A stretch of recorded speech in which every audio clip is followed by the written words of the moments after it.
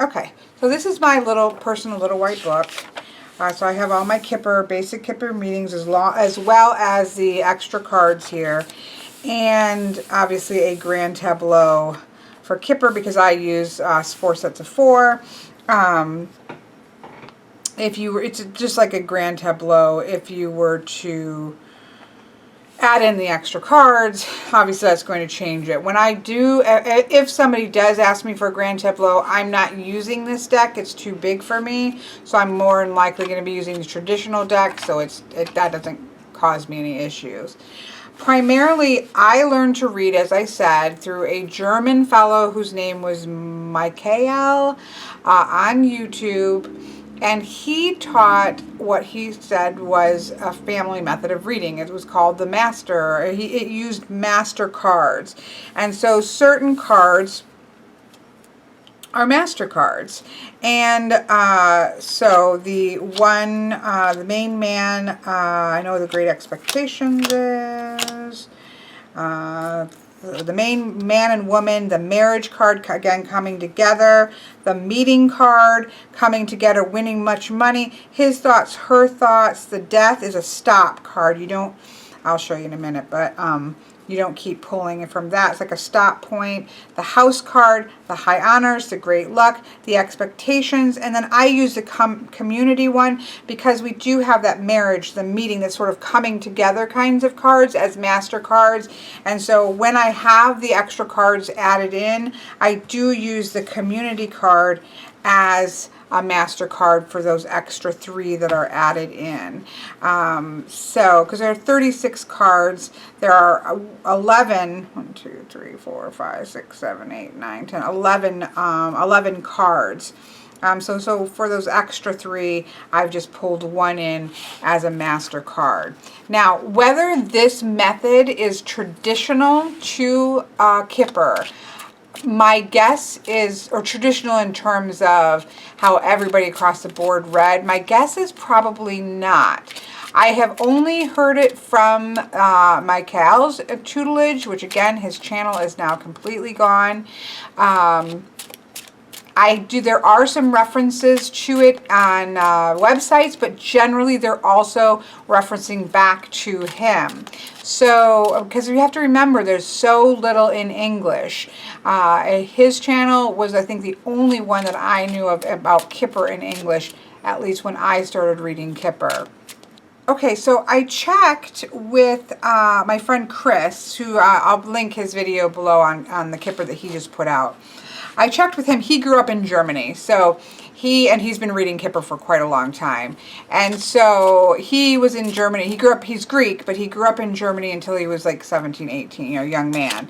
And he had seen, other than, I've seen the Malkiel, and he's also seen his channel, but he had run into Kipper reader in Germany that did use the master cards. So it doesn't seem to be just Malkiel who used them. And Chris had thought perhaps it was a little bit of a subset type of reading, or in a way to use it as a game in some way. But this is how I read Kipper. To be honest with you, whether or not it was started with, for all I knew, it was just, it was a family thing for Malkiel's family. Whether it was just his family thing, or it was something that a subset of type of reading that people use Kipper for, wouldn't really matter to me, because experientially I use this method. That's the primary way that I read Kipper for clients, and experientially it works really well for me. I love it. I love this style of reading because it sets it apart from my Lenormand. Because otherwise you could argue, what's the point if you're reading Lenormand, which is a 36 card reading, right, a deck. If you're doing your grand tableaus, you're doing your 9 cards, what would set Kipper apart? Why would I choose Kipper over Lenormand? So for me personally, because Lenormand is one of my primary modes of reading, the way that I separate why I would use Kipper over Lenormand is this particular reading because of the master numbers. So Again, I do have videos on this. I have one about counting cards, and I really didn't probably need to move those, but sometimes you do, because you don't know how many you're going to get. So in this method, you have 11 if you're using a standard deck. And some, like, I know that Chris said he uses the extra cards, but he doesn't add another master card in. So that's, you know, just something you have to decide for yourself. But there are 11 master cards. The main man and the main female, the marriage card, the meeting card, winning much money, his thoughts, death, the house card, the high honor card, the great luck card, and the expectation card. So number 1, 2, 3, 4, 11, 16, 19, 20, 25, 26, and 28 are master cards. Now, one of the things that you can do, again, if you're getting used to this and don't want to have to like think about it, oh, I think it was another deck that I had, or maybe when I trimmed it I lost it. But you can just stick a red dot somewhere, right on, you know, right here, next to the ones that are master numbers and the cards, and then you don't have to think about it. But the only way those are really relevant, overly relevant, as far as I can tell, again, I don't do a lot of grand tableaus with Kipper, but I only use those master cards in relation to this counting method. So let me put this over here. So this is the primary way that I read, and I just love it. It's just one of those things that, for me, sets Kipper apart from Lenormand, and so I greatly enjoy it. It can be very short because you can end up with 4 cards, or it can be very long and you can end up with a whole bunch of cards. It's one of those things that as a professional reader, it's a hard one to price because... and I tend to keep that price low. It's one of my lower readings because I could end up with literally a 4-card reading or a 3-card reading. So it's one of those things. And even when you get more cards, it's, you know, Kipper is like Lenormand. It's pretty fast to read. So you're shuffling, and you're going to ask a question that somebody has a question about. Let me think of an actual question I know a friend would have a question about here. Oops. So if I have a question here about, a lot of times these are primary questions, but I know somebody in this particular situation about whether or not it's time to shift jobs, right? They've kind of perhaps come to the end of the rope of one job, and it's kind of that, is this the right timing to shift jobs, and what kind of road would that head down, right? What would be the forecast there with a job shift? So you shuffle the cards, and then when you're done shuffling, you stop. You don't split because you're going to go through the whole deck. I mean, you could split, but then you'd need to stick it on the bottom. I don't split with Lenormand or Kipper. And then you pick a number. Malkiel taught with 3 cards because that was his family number, I believe. The number 3 is my personal number, and so I just continue to use 3. But obviously, you could pick any number that you wanted to, and you go through and count 3 cards, and then you look to the number of the card that you draw and to see if it's a master number. If it's not, like this one isn't, then we just continue on. And of course, you can just pick 3 at a time, turn it over, and here we have a 6, which is not a master number. We have 9, which is not a master number. We have 29, which is not a master number. We're not going to get any. We have 18. We have 4, which is, so this is a meeting card, the coming together. Now, you take that card and put it out, and then you take the next card under it. If this was a master card, you would continue to pull until you got a card that was not a master number, but number 10 is not a master number, and so we're going to stop there and continue to pull. 3 more cards. That's not a master number. 19 is. So here we have an end. Now with the death card or the coffin card, you don't pull any more cards. That's a period. And the way that I read it, and again, this is just personally, but experientially, time and time and time and time and time again, this has been the best way for me to read. And so this is how I read. I do not know that this is the way that you should read or shouldn't read, but I consistently read this way, so it works for me. So for me, this is a period at the end of a sentence. This has something to say all by itself, and any cards that come after are going to be read separately.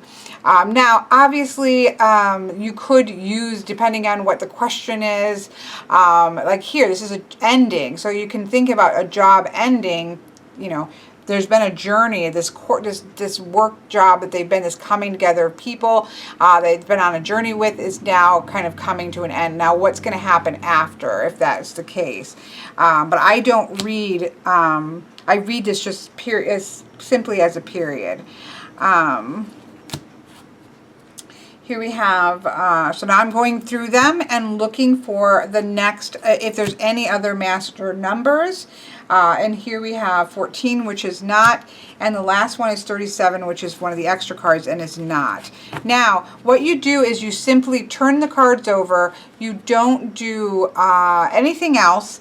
And you go back through one time to see if anything's changed because of cards that were removed. So, of course, the first part of this is not going to change because it took a little while before we had a card that came out. So we're not going to see any shift for a little more towards the end. Now, 15 is not one, although that would be great. 22, nope. 14, which is not, and 37, which is not. So this is the only reading that we have. So we can read this as, okay, is it time to leave the job? And my answer would probably be yes. This is a good card because or a good set of cards. I would like to have had more cards show up. Very rarely do I just have 3 cards. I will say that. I can't even think. And then I will generally pull, because I feel bad, somebody's gotten a reading and it's short. So I take that answer and we work with it. And then I'll also usually pull some Lenormand cards or something to, you know, just to buffer the reading. But very rarely do I just get 3 cards like this. If I was saying, if somebody's question was, should I leave my job? You could say, yeah, because we see an ending here. This journey that you've been on with this job has come to an end. That's probably how I would read it. But you could also say, no, that's how I would read it. This is this coming together, this meeting place here with this journey. But see, you could also look at meeting as like finding jobs, finding new jobs. And that journey of trying to find a job isn't going to end well, so you probably should stay there. But that's not answering the question directly. The question would be, should I leave my job? And with this here, I would probably say yes. Although some people would say, well, the coffin card is negative, so you probably shouldn't. That's not going to end well. Right? So this is where that gets to be, what is when you first laid the cards down, what was that initial response? And I think that that's where people often get tripped up with Kipper and Lenormand reading, is that I think that you can start to analyze something to death, and then you can make it say all kinds of things. For me personally, the whole point of tarot, Kipper, Lenormand, anything of that nature, the point is, the answers aren't in the cards for me. The answers are down in the collective unconscious. And the cards are mirroring that answer. And so I'm the one who's answering the question that the cards, what is that snap answer that those cards say to me? And that's important for me to pay attention to. So my first reaction was, if I was being asked, should I take a new job? I would say no. If I was being asked, should I leave my current job? I would say yes. The time is up. For this journey that you were on with this company, the time is up now. It's time to look in another direction. And then I would probably pull some cards on where things are heading in the future, because this doesn't give us that, right? So that just shows the importance of that shows the importance of having a very concise, paying attention when you're sitting there looking at the cards. That's why it's always also good to write your question out if you're not going to remember it. All of my client readings have the questions, you know, typed out on the invoice thing that I print out, so I always can refer back to, okay, but what was the actual question? So I think that's important. Let's do the same question and pull some more cards just to see how that might turn up. But I like that. I like that because that shows that, yes, it's understandable why people find these types of readings to be confusing. And to be honest, I prefer, again, if I'm really doing straight up yes and no questions, I generally prefer to use playing cards, Geomancy, or Lenormand with the card inserts. But I'm mostly using the card inserts as the yes and no. But that's just personal preference. So I'm just going to ask the same question in general. This is going to be a little bit more generic, not for the person that I was thinking about, because obviously I already asked the question. And if there's anything I think cartomancy and the collective unconscious does not like, it is immediately repeating the same question. I don't know if that's anybody else's experience, but it's certainly mine. Okay, so right off the bat, we have the end card, right? So that job's over, right? That's just it. The question is, should I leave my current job? And then where is that going to be heading as sort of a subset? Yes, the time for this job is over. You don't pull another card on. The only card that you don't pull it on is the coffin card. Of winning much money, yes, and it's going to be really good for you to do so, and it's going to help your despair surrounding money, because if you win a bunch of money, you're probably going to be less despairing.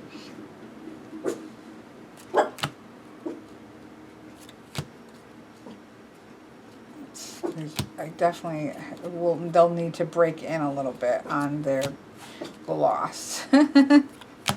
It doesn't feel, you know, I'm so used to doing this reading on my other cards, and it feels strange. It still feels strange. So we're pulling this. I like to see when the work card comes up. So we do have thinking about what are your expectations for this job, right? Maybe check your expectations. This new job may give you a lot of money, but we still have the disparity. It's not going to fix everything. You know, I know I joked about, oh yeah, that's going to fix it. But how I would read this was, yeah, you're going to get a bunch of money, but it's not going to fix everything. So you really need to think about what are your expectations for this new job. Make sure that you're, you know, not thinking just because you're going to get a job, this new job, that everything's going to be coming up roses, right? His thoughts are planning. So set your expectations, right? Check your expectations for this job, and then make sure that you're planning to adjudicate or mediate, right? This particular job. I'm just kind of, again, this isn't a real question. I don't tend to like to do that, but you know, I'm just rolling with it. This is how I probably read that. Yes, you need to make some plans for how are you going to balance it and keep those expectations in check, because you still have some other things you're going to have to work out. There's still some justice seeking. There's still some clarity needed, and you're going to have to plan for that because the money's not going to fix everything. 37. 21. 2 is, so here we have the main female. Now this would, how I would read this would depend on whether or not the person was a female or was not a female. Because if this was the client, we have her going on a journey. Like, get this stuff sorted. Understand that everything's not going to be fixed by the money that this new job might give you.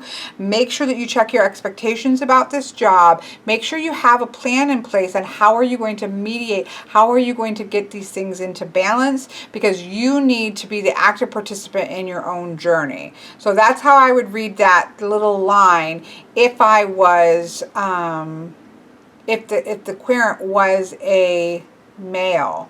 If the querent was a female, or a female, I'm sorry, if the querent was a male, again, I'm not looking at this for people. You could read this as a person that you're going to be going on a journey with, whether this be a coworker, whether this be a boss that you're going to be working with, whether you might going to meet your next romantic person at this job. But if I'm just reading this for this person's edification of what they need to know, I read that more in that receptive energy, because then I'm going to be like, okay, you need to be open and receptive to this journey. It's not going to be perfect. It's going to have its bumps, but you need to be open to this because you know, you're kind of moving forward. You're going to learn something from all of this.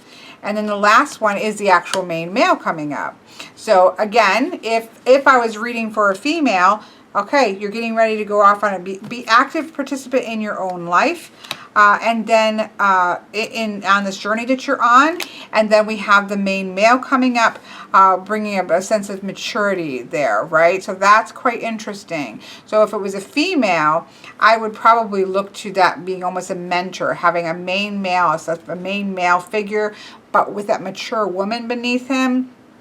It's probably somebody who's going to be quite helpful and mentoring in the situation that they're in.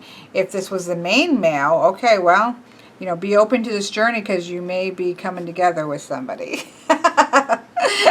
And I generally, I mean, don't be afraid, in my opinion, don't be afraid to toss out whatever's coming to your mind, right? You don't have to read it just one way. I will say to clients literally, okay, well, looking at it this way, we're looking at this, this, and this. So looking at it from a psychological effect, we're looking at you needing to understand that you're on a new journey and you're going to meet people that are going to be helpful and good mentors, and be open to that, right? Be receptive to that energy that's coming. But then I can also say, but let's be honest, if I know that the person's single, right? I could say, okay, well, you know, just keep in mind it's possible you might in this new job situation meet up with somebody. You know, you can throw both scenarios out there.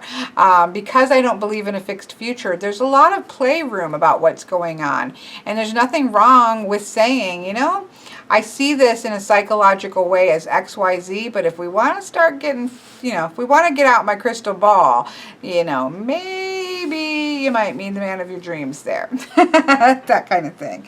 So again, we're finished. So now we're going to turn it back over and pull 3 cards. Okay, now we have a meeting card come up, right? So yeah, now it's starting to look like, okay, you might be meeting this person and it might get official. This is going to happen. See, now we're getting it. This is a difference. Do you see that? So the first time we got 1 card, or 3 cards, I'm sorry, and now we're just running out of room. And this is one of the fun parts of this reading, but again, it can be a little bit difficult as a professional reader. So now we're starting to say, this is leading you down a path in which you may be finding the next love of your life, or making a relationship that you're in official now, right?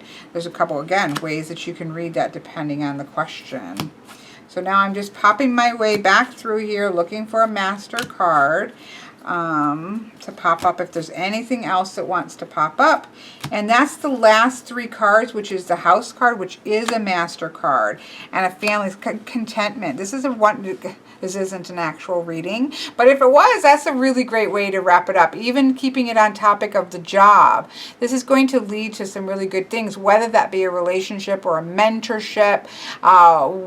We still have that sense of an official capacity coming out. We have that sense of security, feeling safe in your own space.